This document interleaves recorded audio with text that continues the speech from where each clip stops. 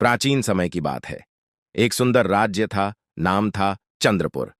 वहां की रानी का नाम था राजलक्ष्मी। राजलक्ष्मी अत्यंत सुंदर, बुद्धिमान और दयालु थीं। उनकी आंखें चांदनी जैसी चमकदार, बाल रेशम जैसे लहराते और मुस्कान फूलों सी महकती थी। लेकिन उनके जीवन में एक बड़ा अभिशाप था। राजलक्ष्मी का जन्म एक श्रापित राजकुमारी के रूप में हुआ था। एक पुराने आशी ने उनके पिता को श्राप दिया था कि उनकी बेटी का विवाह 7 पुरुषों से होगा, वरना राज्य नष्ट हो जाएगा। राजा ने डर कर राजलक्ष्मी का विवाह पहले एक बहादुर योद्धा से कराया। नाम था वीरेंद्र। वीरेंद्र बहुत प्रेम करते थे रानी से, लेकिन एक युद्ध में वे शहीद हो गए। रानी बहुत दुखी हुई। राज्य की प्रजा ने कहा, रानी जी, राज्य को वारिस चाहिए, आपको फिर विवाह करना होगा।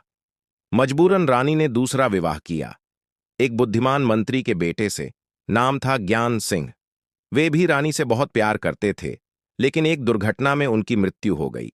इसी तरह तीसरा पति आया, चौथा, पांचवां। रानी का दिल हर बार टूटता। प्रजा कहती, यह श्राप है महारानी, 7 विवाह पूरे होने हैं। रानी रोती और सोचती, हे भगवान, क्यों मेरे साथ ऐसा हो रहा है? मैं तो केवल सच्चा प्रेम चाहती हूं। फिर छठा पति आया, नाम था करुण। वह बहुत दयालु था। रानी को लगा शायद अब सुख मिलेगा, लेकिन एक रहस्यमय बीमारी ने उसे भी छीन लिया। अब केवल 7वां विवाह बाकी था। राज्य में हलचल मच गई। दूर दूर से राजकुमार आने लगे। रानी उदास बैठी सोच रही थीं कि 7वां पति कौन होगा और क्या श्राप टूटेगा। अंत में 7वां राजकुमार आया। नाम था विक्रम। विक्रम बहुत बहादुर, न्यायप्रिय और जादू तंत्र जानने वाला था। वह दूर के राज्य से आया था। स्वयंवर में विक्रम ने सभी को हराया और रानी से विवाह कर लिया। शादी के बाद विक्रम ने रानी से पूछा, महारानी, आप इतनी उदास क्यों रहती हैं? मैं आपका 7वां पति हूं, अब श्राप पूरा हो गया ना? रानी ने रोते हुए सारी कहानी सुनाई। विक्रम ने कहा, चिंता मत कीजिए, मैं आपको सदा सुखी रखूंगा। लेकिन विक्रम को एक रहस्य पता चला। राज्य के पुराने मंत्री ने बताया कि श्राप के पीछे एक राक्षसी थी, जो ईर्ष्या से रानी के पतियों को मारती थी। राक्षसी का नाम था कालरात्रि। वह छिपकर राज्य में रहती थी और हर पति को जहर देकर या जादू से मार डालती थी। विक्रम ने सोचा, अब मेरी बारी है, लेकिन मैं बहादुर हूं, मैं इस राक्षसी को हराऊंगा। रानी को डर लगा। उन्होंने विक्रम से कहा, स्वामी, आप सावधान रहिएगा। मेरे पिछले 6 पति भी बहादुर थे, लेकिन वे बच नहीं सके। एक रात विक्रम ने राक्षसी को देखा। वह एक बूढ़ी औरत के रूप में महल में घुसी। विक्रम ने तलवार निकाली और पीछा किया। जंगल में राक्षसी अपना असली रूप धारण कर ली, भयानक दांत, लाल आंखें। विक्रम ने लड़ाई शुरू की। राक्षसी बोली, तू 7वां है, तुझे भी मार डालूंगी। विक्रम और राक्षसी की लड़ाई बहुत भयंकर थी। राक्षसी ने जादू से आग बरसाई, विक्रम ने अपनी तलवार से वार की। अंत में विक्रम ने राक्षसी के सीने में तलवार घोंप दी। राक्षसी चीखी और मरने से पहले बोली, मैंने तेरी रानी के पिछले पतियों को नहीं मारा, श्राप झूठा था। विक्रम हैरान हुए।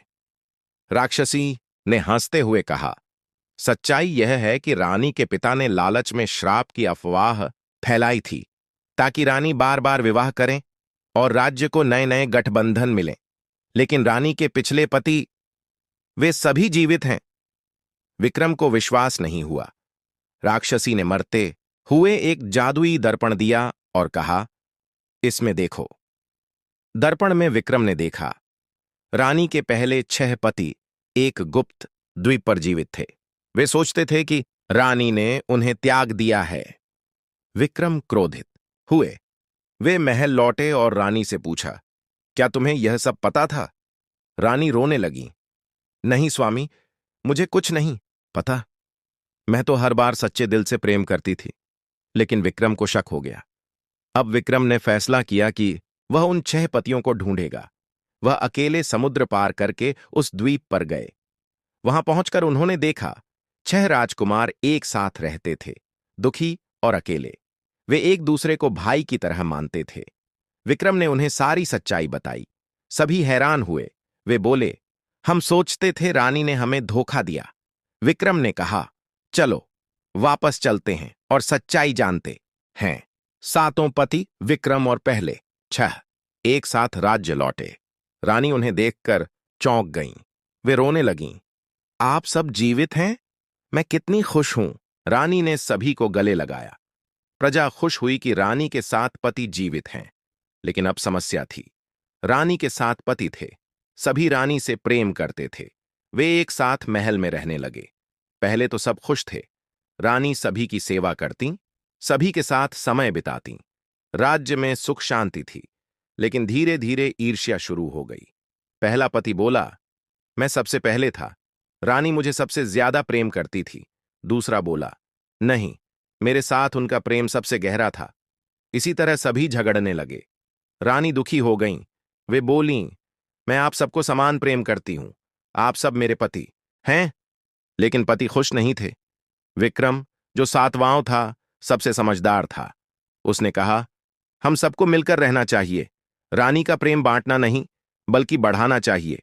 फिर भी संदेह बना रहा। एक दिन एक पुराना मंत्री आया और बोला, महारानी, श्राप की अफवाह मेरे पुराने राजा ने फैलाई थी, लेकिन अब सच्चाई सामने है। सभी पतियों ने मिलकर राज्य को और मजबूत बनाया, लेकिन रानी का दिल टूट रहा था। क्या 7 पति साथ रह पाएंगे? अंत में विक्रम ने एक बड़ा फैसला लिया। उसने सभी पतियों को इकट्ठा किया और कहा, भाइयों, रानी हम सबकी है। हमारा प्रेम ईर्ष्या से नहीं, बल्कि भाईचारे से मजबूत होना चाहिए। हम सातों मिलकर राज्य चलाएंगे, रानी को सदा सुखी रखेंगे। सभी पति समझ गए। उन्होंने ईर्ष्या त्याग दी। रानी बहुत खुश हुईं। राज्य में कभी न देखा सुख आया। 7 पति मिलकर न्याय करते, युद्ध लड़ते और रानी की रक्षा करते। रानी ने कहा, मेरा श्राप वरदान बन गया। मुझे 7 पतियों का प्रेम मिला। प्रजा गाती, एक रानी के 7 पति, प्रेम की अनोखी कहानी। और वे सदा सुखी रहे। नैतिकता, सच्चा प्रेम ईर्ष्या से ऊपर होता है। मिलजुल कर रहने से हर श्राप वरदान बन जाता है।